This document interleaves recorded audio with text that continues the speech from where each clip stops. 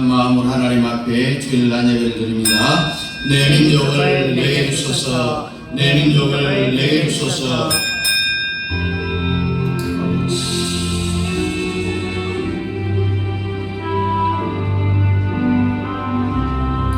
우리가 지지난 한 주간을 되돌아보면서 신앙 고백 드리겠습니다. 전능하사 천지를 만드신 하나님 아버지를 내가 믿사오며 그 외아들 우리 주 예수 그리스도를 믿사오니 이는 성령으로 잉태하사 동정녀 마리아에게 나시고 본디오 빌라도에게 고난을 받으사 십자가에 못 박혀 죽으시고 장사한지 사흘 만에 죽은 자 가운데서 다시 살아나시며 하늘에 오르사 전능하신 하나님 우편에 앉아 계시다가 저리로서 산자와 죽은 자를 심판하러 오시리라.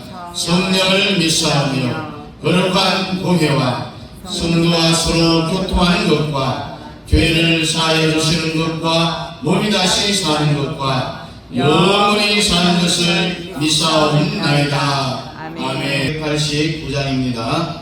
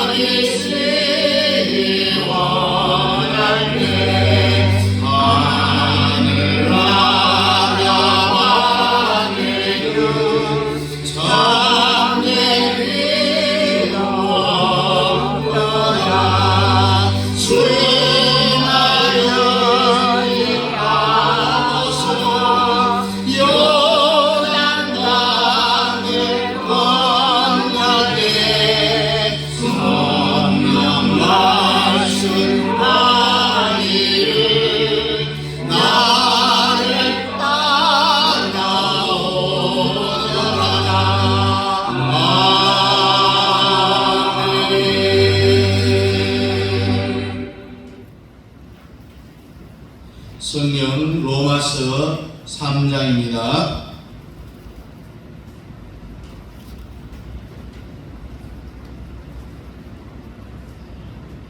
로마서 3장 10절부터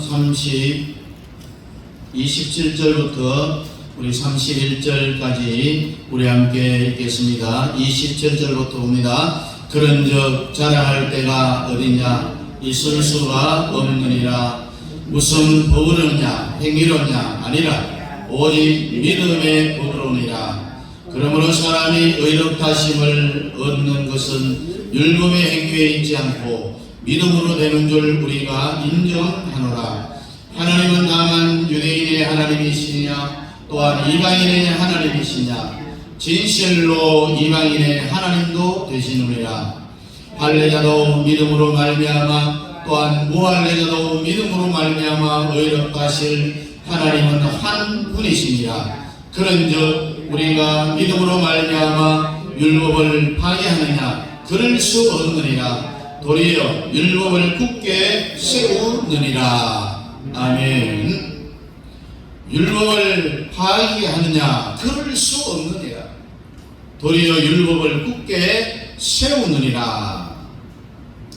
이 로마서는 바로 이 영적 세계를 네 가지로 말씀을 하고 있는데, 여러분, 이 교회가요 사람들만 모이는 그런 단체 같지만은 절대로 아니죠.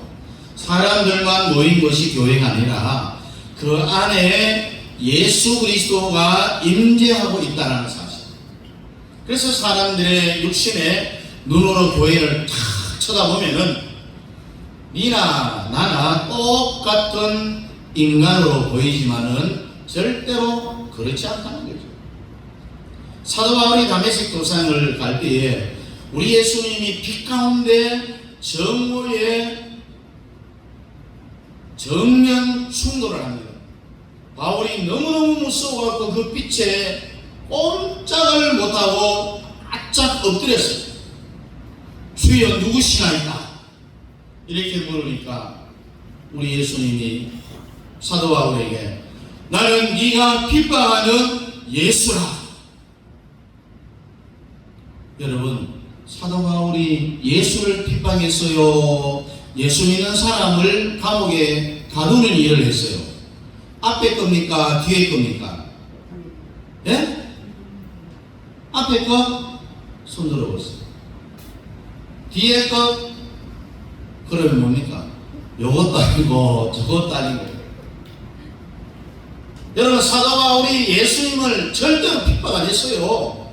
예수 믿는 사람을 고발장을 가지고 이제 잡아갖고 감옥에 집어넣은 거예요. 그러니 바짝 엎드렸는데 누구시나이까? 나는 네가 핍박하는 예수니라.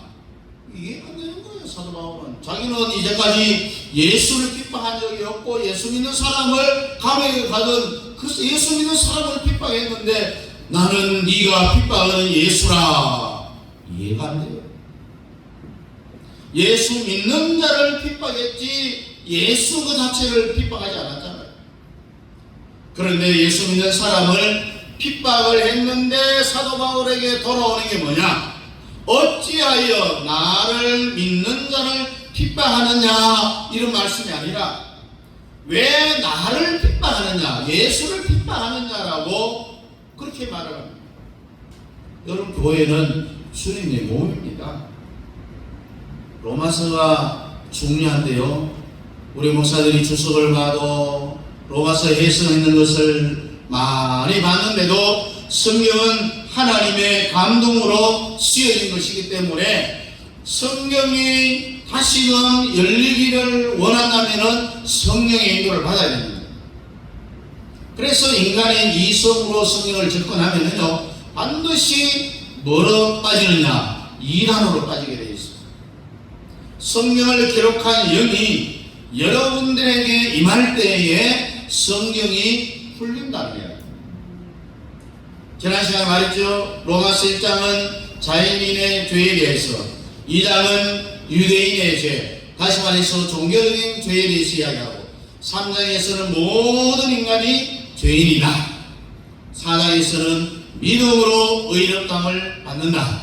5장에서는 예수 그리스도와의 화목에 대해서, 6장은 전 세계를 통합하는 것에 대해서, 7장은 바로 내 자아의 하세, 내 자아를 부수는 것에 대해서, 그리고 8장에서는 생명의 성령의 법에 대해서, 이렇게 이 로마서가 장마다 이렇게 순서가 다 흘러가는데 구원의 책임에도 불구하고 시작은 뭘로 시작하느냐? 율법으로 시작한다는 거예요. 율법으로. 그럼 따라합니다. 성부의 법, 성자의 법, 성령의 법, 마귀의 법. 이 로마서가 이 네 가지로 구성이 되어 있어요. 성부의 법은 율법의 법이라고 하고, 행위의 법이라고 하고, 공의의 법이라는 별명을 가지고 있는데, 왜 성부의 법이 중요하냐? 이 율법을 통해서 우리의 영적인 상태를 알 수가 있다는 거예요. 그리고 성자의 법은 믿음의 법이요, 은혜의 법이요, 속죄의 법인데 바로 예수님의 십자가의 사건을 통해서 완성이 되는 겁니다. 성령의 법은 생명의 법이고 죄와 사망에서 해방되는 법입니다. 그리고 마귀의 법은 죄의 법이요 사망의 법이라는 사실을 기억하시기 바랍니다. 여러분, 신약시대에는요, 믿음으로 구원받고 믿음으로 의롭다함을 받고 믿음으로 하나님의 자녀가 됐는데, 왜 신약에서 율법을 강조하느냐? 왜 신약에서 율법을, 구약에 나선 이 율법을 신약시대에 와서 강조를 하느냐? 여기에 대해서 사도 바울이 오늘 본문에 뭐라고 말합니까? 믿음으로 말미암아 율법을 폐하면요 그럴 수 없느니라. 율법을 완성하기 위한 것이라고 했습니다.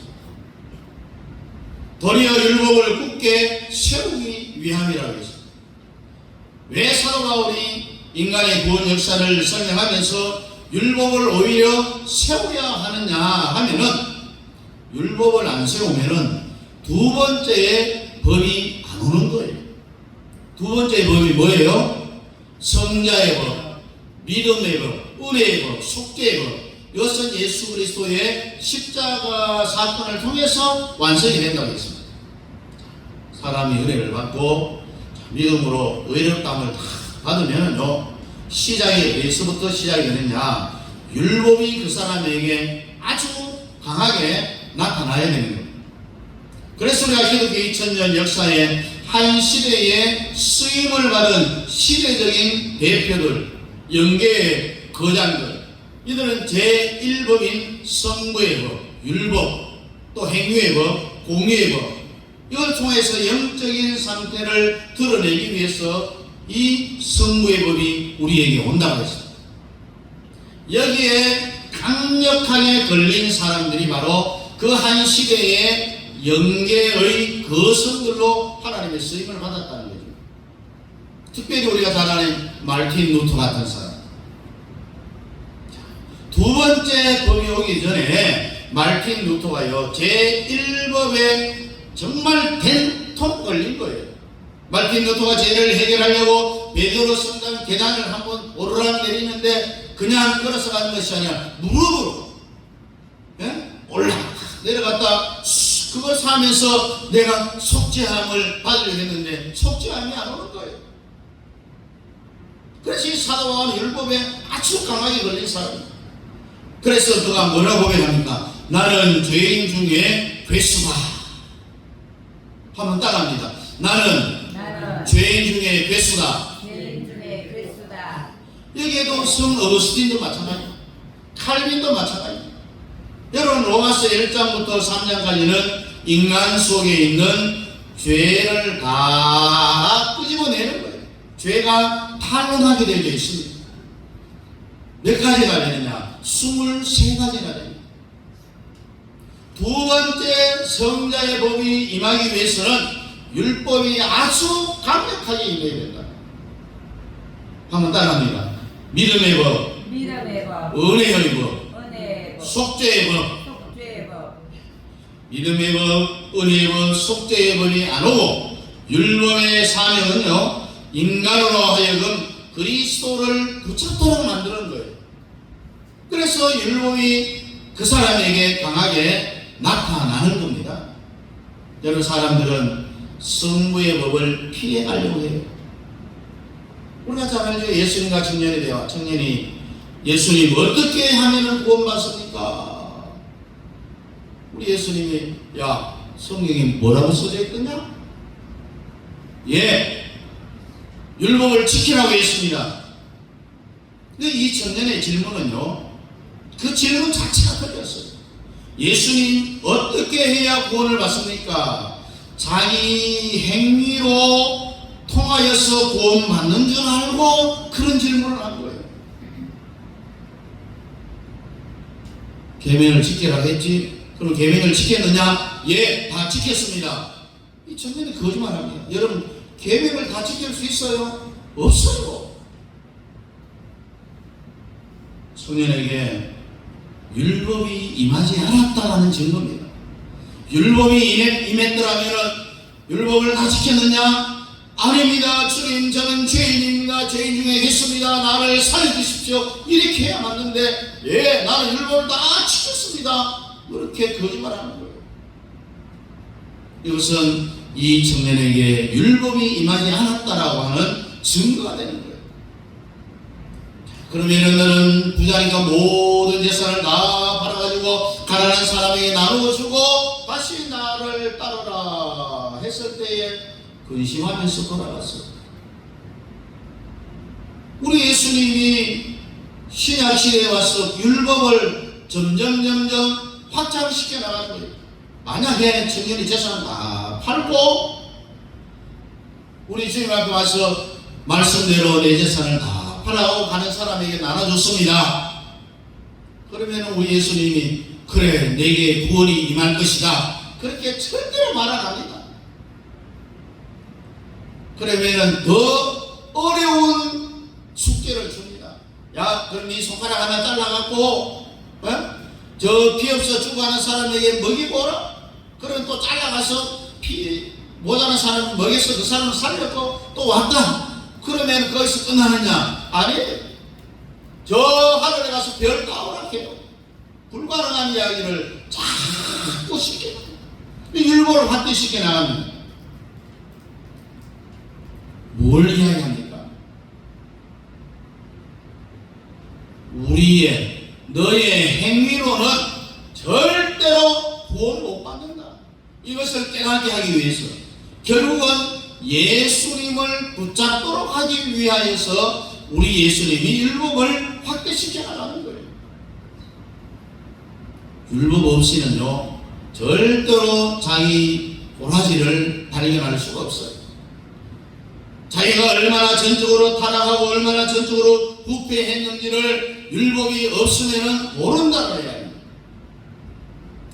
따라합니다. 성자의 법, 믿음의 법, 은혜의 법, 속죄의 법. 이것은 예수님의 십자가를 통해서 이루어진다고 했어요. 십자가의 도를 이루려고 주님이 이 땅에 오셨는데도 우리 주님이 뭘로 시작하느냐? 율법으로 시작했어요. 그래서 우리 주님의 첫 가르침인 마태복음 5장에 있는 산상수훈에서 율법을 들고 나옵니다.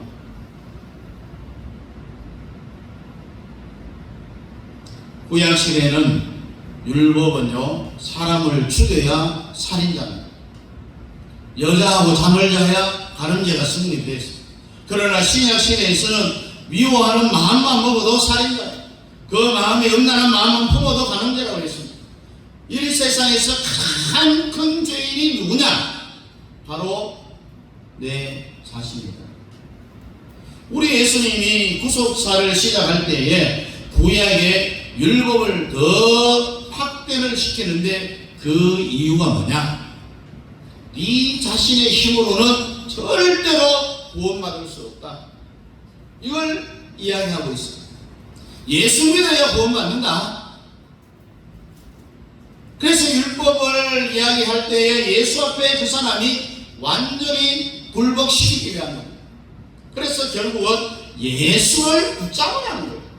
예수를 붙잡고 예수를 믿어야 구원받는다는 것을 가르치기 위하여서 율법을 들고 나온 거예요, 우리 예수님이. 그래서 여러분, 지나간 이 율법은 구약적이라 이렇게 해서 무시하면 절대로 안 됩니다. 율법이 없으면 두 번째 법이 오지 않습니다. 율법은 절대로 사람을 구원시킬 수 없지만은 나의 영적인 상태가 어떠한가 하는 것을 보여주는 거예요. 그래서 인간들을요 극단적인 상태로 몰고 가갖고 예수를 정말 허우적거리면서 물에 빠진 사람이 지푸라기 잡는 심령으로 예수를 붙잡도록 그렇게 만드는 것이 율법의 하는 일.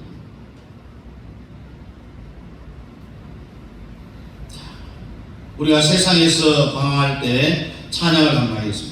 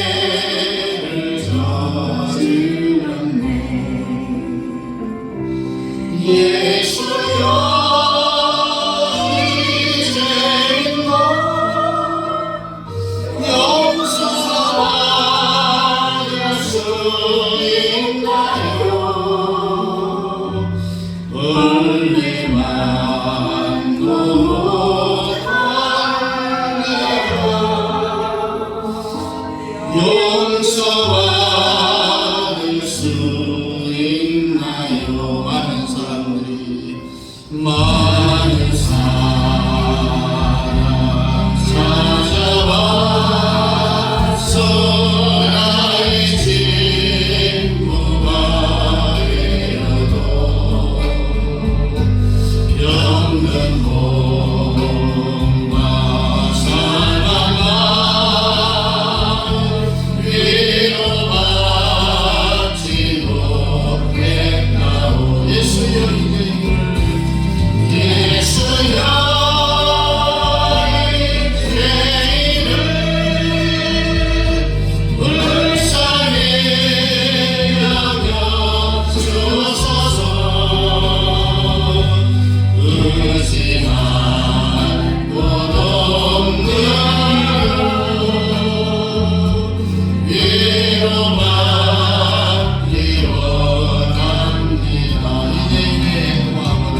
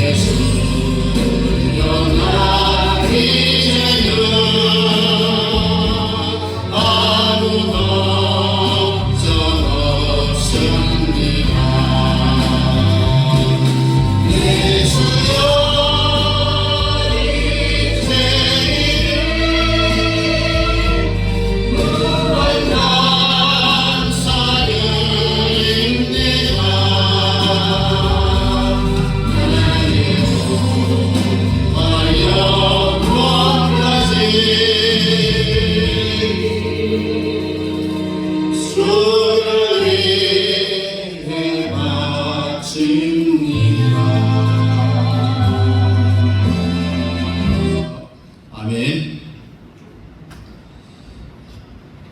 이 율법을 통하여서 정말 내가 어떤 영적인 상태에 있는가 하는 것을 알 수가 있다고 했습니다. 정말 우리가 세상에서 방황을 했고 또 우리의 애통함을 주님이 들었고 그래서 우리 예수 그리스도를 통하여서 우리 모든 죄악의 무거운 짐진 것들을 이제는 다 벗어 던졌습니다. 내 몸과 영혼까지도 주를 위해서 바치겠노라고 했습니다. 여러분 이 영의 세계에 깊이 들어가는 이 첫 번째 단계가 바로 율법의 강력한 임함입니다. 그래서 아직도 다른 사람을 비판을 한다거나 또 아니면은 또 율법이 왜 그 사람에게는 임하지 않았느냐, 내 자신이 죄인이라는 것을 율법을 통하여서 알게 되기 때문에 내 자신 문제하기도 바쁜데 다른 사람을 흉보고 비판하고 판단할 시간을 여유가 없습니다. 그렇게 한다는 것은 그 사람에게 아직도 율법이 임하지 않았다는 이야기입니다. 여러분 아무리 사시의 금식 기도를 수백 번 한다고 해서 되는 게 아니라 하나님의 원리가 여기 있습니다. 하나님의 여러분들은 율법 앞에 굴복을 시켜서 예수를 붙잡게 하려고 율법을 우리에게 강하게 강타시키는 거예요. 율법의 가지수가 몇 개라고 했습니까? 지난 시간에 수만 개가 된다고 했습니다.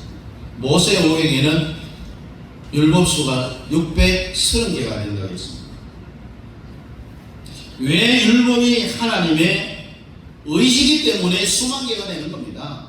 하나님의 의지와 반하는 모든 것이 다 율법이다. 여러분 성경에 기록된 율법만이 아니라 모든 사건별로 또 시공간에서 존재할 때에 하나님의 의지를 거스르는 모든 것이 다 율법이라고 했습니다. 모세오경의 율법이 몇 가지라고요? 630가지. 이것을 우리가 어떻게 개인적으로 율법을 다 630가지를 적용을 시키겠어요? 그럴 능력이 없어요. 여러분 율법의 630개 모세오경을 쪼개고 압축시키고 나온 것이 뭐라고요? 십계명이다. 그래서 율법의 핵심 기둥이 십계명이다. 오늘 이 십계명을 통해서 내가 정말 잘난 사람인지 못난 사람인지를 한번 알아보자는 거예요. 1계명이 뭡니까? 너는 나 외에 다른 신을 내게 두지 말라. 따라합니다. 너는 나 외에 다른 신들을 내게 두지 말라. 십계명 중에서 모든 율법의 첫 번째 원인이 말이에요. 그러면 왜 하나님의 십계명 이 율법을 만들 때에 이 말을 먼저 썼겠느냐? 나 외에 다른 신들을 두지 말라. 왜 첫 번째 이 계명을 썼을까? 이 계명은요 누구를 향하느냐 하면은 공중권세 잡은 사탄 마귀를 향한 거예요. 선악과를 따먹게 한 이 사탄에 대하여서 화살을 탁 쏘는 거예요. 여기에서 다른 신이 뭡니까? 이스라엘 망하게 한 이 우상 바알신, 아세라, 또 다곤 신당, 아스타로, 몰론. 이 이스라엘 백성들이 특별히 바알 때문에 망했잖아요. 종류가 많지만은 모든 우상의 핵심은 바알이 바알. 나 외에 다른 신들을 두지 말라. 이 말은 나 외에 바알 신을 두지 말라. 나 외에 바알 신을 섬기지 말라. 이 말이에요.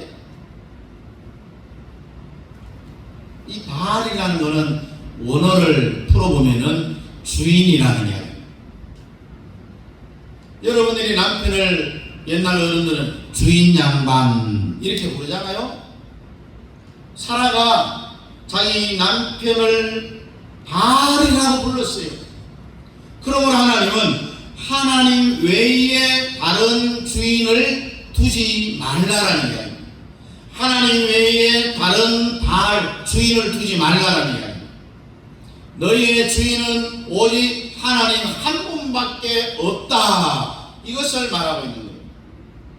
그러나 인간 마음속에 한번 들어가 보세요. 하나님 외에 다른 주인이 무지무지 많아요.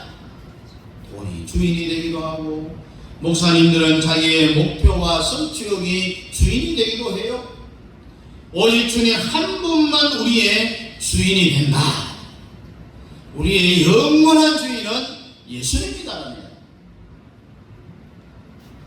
그래서 하나님은 나 외에 다른 주인을 두지 말라. 너희들의 주인은 오직 나 하나님 외에 없다라는 것을 일계명에서 말하고 있는 거예요. 그래서 하나님이 자기 이름으로 인간에게 나타날 때에 제 첫 번째 이름이 뭡니까? 따라합니다. 엘로힘, 엘사다이, 아도나이, 퀴리오스, 여호와. 이것이 전체 하나님 이름을 전부 다 합한 이름이 뭐냐? 따라합니다. 나는 너희의 주인이라. 나는 너희의 주인이라. 주권자라는 이야기. 그래서 칼빈주의 신학에서 제목이 바로 주권신학이라는 그런 말을 합니다. 모든 주권은 누구에게 있다는 거예요? 하나님께 있다는 거예요. 여러분의 생명도, 내 가정도, 내 남편도, 내 아내도, 돈도, 은행에 있는 통장도, 손자, 소녀도 누구의 것이라고요? 나는 다만 관리하는 청지기일 뿐이고 주인은 우리 주님이십니다. 이런 의미예요. 윤리적인 죄보다요 더 큰 죄는 우리 목사들이 교회를 자기 것으로 소유하려는 거예요. 이제는 모든 주권을 주님께 돌려드릴 수 있기를 축복합니다. 나 외에 다른 신을 두지 말라. 이것은 하나님보다 더 사랑하는 것이 그 어떤 것이라도 다 뭐라고요? 우상이다. 발을 두지 말라는 겁니다. 세상과 벗대지 말라는 겁니다. 세상을 사랑하는 자들이여 하나님과 원수됨을 왜 알지 못하느냐라고 성경은 말하고 있어요. 그래서 우리의 모든 생명도 다 주님의 것입니다. 시간도 주님의 것이요, 가정도 주님의 것이요, 우리의 자녀도, 손자, 소녀도, 은행에 있는 통장도 모든 것이 다 주님의 겁니다. 우리가 헌금할 때 어떤 마음으로 해야 되느냐? 주님이 내 입장이 되어도 더 이상 헌금을 할 수 없을 정도의 액수를 합니다. 그래서 초대교회 사도들에게 전 재산을 팔아가 다 드린 거예요. 심는 대로 거둔다는 원리가 있잖아요. 여러분 농사 짓는 농부가 씨도 뿌리지 아니하고 가을에 열매를 얻으려고 하는 그런 바보짓을 하는 사람은 아무도 없어요. 물질을 심어야 얻을 수 있습니다. 또 기도는 기도로 심어야 기도의 응답의 보람을 느낄 수가 있는 거예요. 성경에 보니까 아브라함을 기업하사 롯을 건져냈다라는 말씀이 있습니다. 그리고 또 내종 다윗을 기업하사 앞에 사람을 기업하사라는 그런 말씀이 많이 나옵니다. 모세를 기업하사 이스라엘을 쓰려버리려다가 하나님이 용서했다는 거예요. 그래서 우리는 우리 하나님의 기업하신 바가 되어야 됩니다. 이와 같이 여러분들이 제대로 한번 하나님께 한번 던져봐야 된다는 거예요. 그 던진 사건을 우리 주님이 영원히 기억하신 바 되어야 된다는 거예요. 여러분, 하나님이 살아있어요? 죽었어요? 살아있지요. 하나님이 능력이 있어요? 없어요? 능력이 엄청납니다. 끝이 없어요. 한이 없어요. 하나님의 말씀 한마디로 이 천지를 창조했어요. 그 하나님의 능력이 지금은 줄어들었을까요? 그대로일까요? 그대로 절대로 줄어들지 않습니다.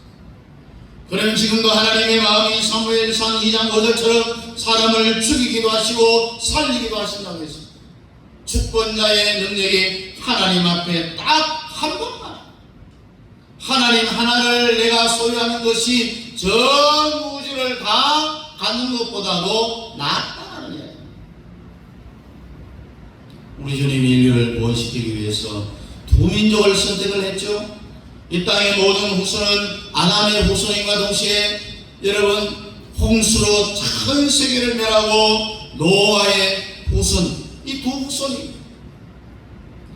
그래서 우리는 아담의 혈통인 동시에 노아의 혈통을 가졌다라고 합니다. 그렇죠?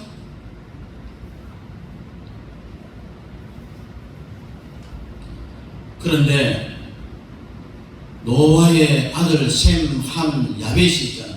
이것이 갈라지잖아요. 그 중에 셈의 계열이 바로 이 아시아 인종입니다. 이 노아의 6대 후손을 보면은 딱 두 개로 또 갈라져요. 하나는 육신의 예수를 이 땅에 오게 하는 아브라함의 계열의 후손이고, 또 하나는 이 욕단의 후손은 예수 그리스도의 초림을 기다리는 게 아니라 재림을 위하여서, 그래서 이스라엘과 한국 민족을 다 집어놨다네요. 그래서 이스라엘이 살아온 그 역사가 우리 대한민국의 살아온 역사하고 똑같아요. 북쪽 이스라엘, 남쪽 유다로 나눠졌죠. 분열 왕국이 되어졌죠. 우리를 보십시오. 남북으로 이렇게 분단이 되어져 있잖아요. 사도 바울 같이 우리가 성경을 보아야 됩니다. 여러분이 이 로마서를 내놓으라는 주석을 다 한번 읽어보십시오.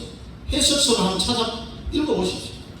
로마서를 4개의 법으로 간추려 놓은 게 있는지 없는지 없어요. 그러나 이 로마서는 반드시 성부, 성자, 성령, 마귀의 이 4가지의 법으로 구성이 되어져 있다는 겁니다. 따라하겠습니다. 성부의 법, 성부의 법, 율법, 율법, 행위의 법, 행위의 법, 공의의 법, 공의의 법, 영적 상태를 드러내기 위해서, 영적 상태를 드러내기 위해서 그렇게 해서 나타납니다.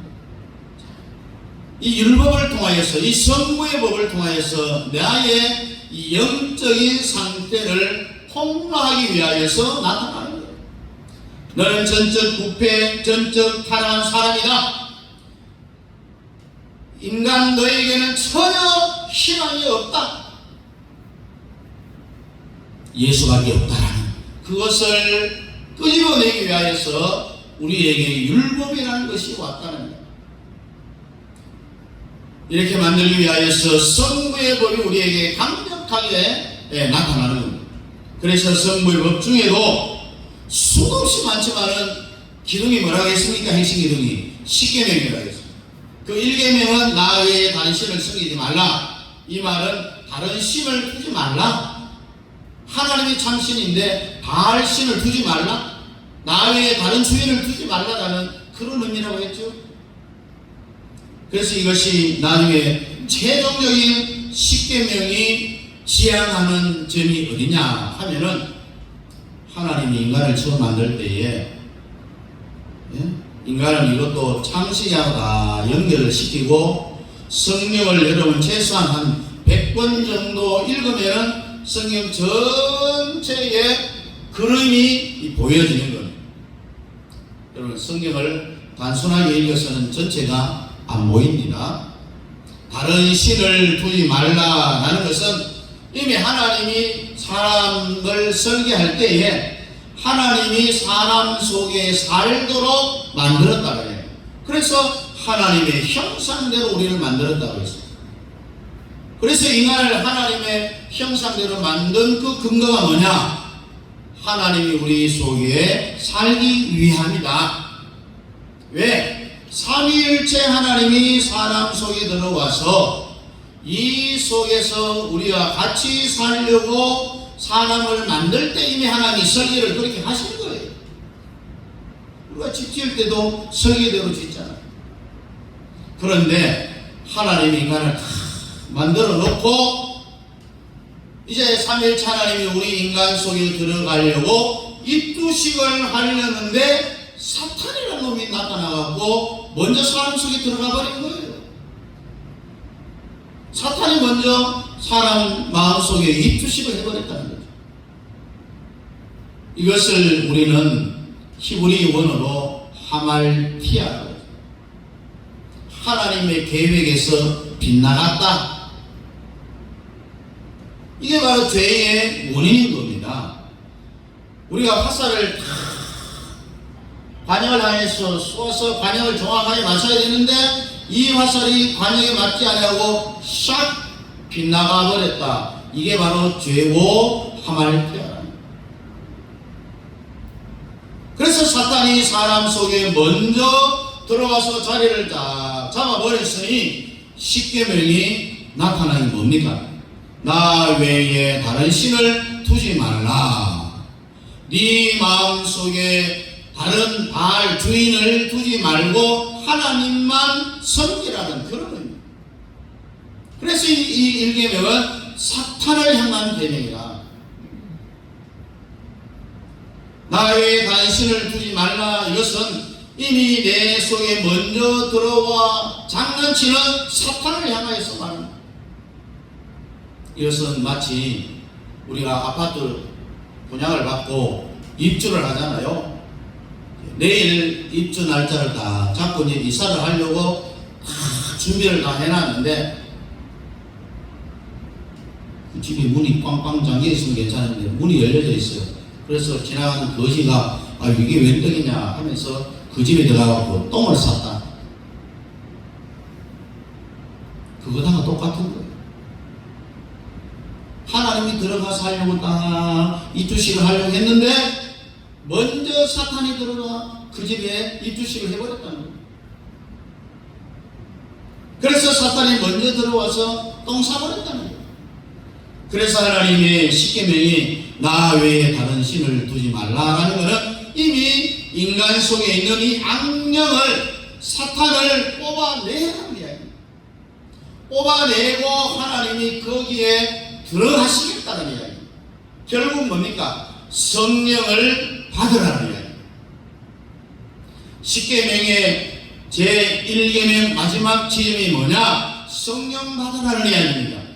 성령 받아야만이 우리 마음속에 있는 악한 사탄의 세력 바알을 끄집어내고 그 마음속에 삼일체 하나님이 들어가시겠다. 그렇게 하기 위해서는 성령 안 받으면 안 된다는 거예요. 어떻게 하나님의 신을 사탄을 뽑아내고 하나님 내 속에 거하게 할 수 있느냐? 성령 받으면 된다는 이야기잖아. 따라합니다. 너를 위하여 새긴 우상을 만들지 말라. 이게 두 번째 계명이죠. 하나님보다 더 사랑하는 것은 다 뭐라고요? 우상이다. 결국 모든 율법은 십계명으로 다 요약이 되어 있어요. 압축되고 또 압축한 것이 바로 십계명이라고 했잖아요. 여러분 십계명도 따지고 보면은요 1계명 하나밖에 없어요. 1계명이 이루어지면은요 나머지는 저절로 다 이렇게 되어 있어요. 하나님 나 외에 다른 신을 내게 두지 말고 성령이 충만하게 임하면은 그 다음에는요 다른 세상 것을 하나님이 더 사랑하지 않습니다. 하나님보다 내 마음속에 악령을 뽑아내고 내 마음속에 삼일체 하나님이 그하는 내가 성령에 충만하면은 다른 어떤 세상 것을 하나님보다 더 사랑하라고 해도 하지 않습니다. 성령 받은 사람은요 무조건 하나님 하나님만 사랑하게 되어 있습니다. 안 할라 해도 안 할 수가 없어요. 여러분, 이 율법이요, 우리를 옥죄고 너무 어려워, 너무 힘들고 어려운 것 같지만은요, 듣고 보면 쉬워요. 쉬워. 우리가 어떤 일을 할 때에 처음에는 다 우등하잖아. 근데 알고 보면 너무 쉬운데 처음 그것을 알기까지는 너무 어려워요. 아무리 어려운 것도요, 한번 실습해보고 나면은 쉬워요. 어떤 길을 찾아갈 때도 설명하면 막 헷갈리잖아요. 근데 내가 한번 싹 가면 이렇게 쉬운 걸 내가 왜 그렇게 어렵게 생각했을까? 율법도 마찬가지야. 어려운 것 같은데 듣고 보면 쉽다는 거예요. 결국 뭡니까? 성령 받으면 된다. 따라합니다. 성령 받으면 된다. 성령 받으면 된다. 성령 받으면요, 그러니까 우리는 이 율법을, 우리는 이 공의의 법들을 완성할 수가 있는 거예요. 그 성령 받으면 그 뒤에 부모 공경하라, 가정하지 말라, 이것도 다 이길 수 있는 거예요. 이 성령 받으면 모든 율법을 완성하는 겁니다, 여러분. 그래서 성령 안 받고 인간의 의지와 철학으로 또 윤리와 도덕으로 십계명을 한번 이겨보려고 하면 절대로 이길 수가 없어요. 원하기는 우리 남인의 모든 성도들은 오직 성령의 능력으로 이길 수 있기를 주의 이름으로 축복합니다. 기도하겠습니다. 고마우신 하나님 아버지, 은혜와 사랑을 감사합니다. 정말 우리가 하나님의 말씀을 통하여서, 다 성령의 충만함을 통하여서 우리에게 있는 모든 악한 사단의 세력들을 다 뽑아내고 우리 마음속에 삼위일체 하나님이 거하게 됨으로 말미암아 이 세상 어떤 것이라도 하나님보다 더 사랑하라고 해도 사랑할 수 없고, 성령 받으면은 하나님만 사랑하게 된다는 이 사실을 깊이 깨달아 알고 성령의 충만한 가운데 하나님만을 사랑하며 내 마음속에 하나님 외에 다른 주인을 두지 아니하는 믿음의 삶을 살아갈 수 있는 우리 모든 성도들로 삼아 주시옵소서. 예수님 이름으로 기도하옵나이다. 아멘. 다 같이 일어나서 2장입니다.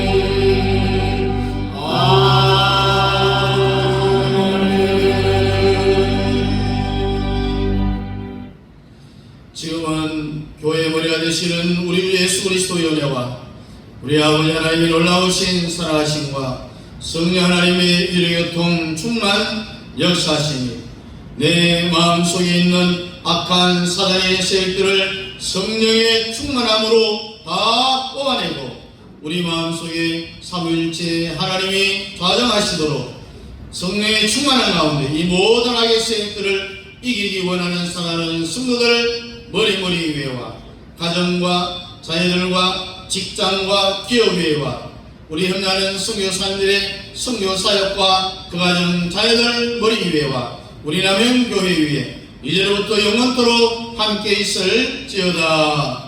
아멘.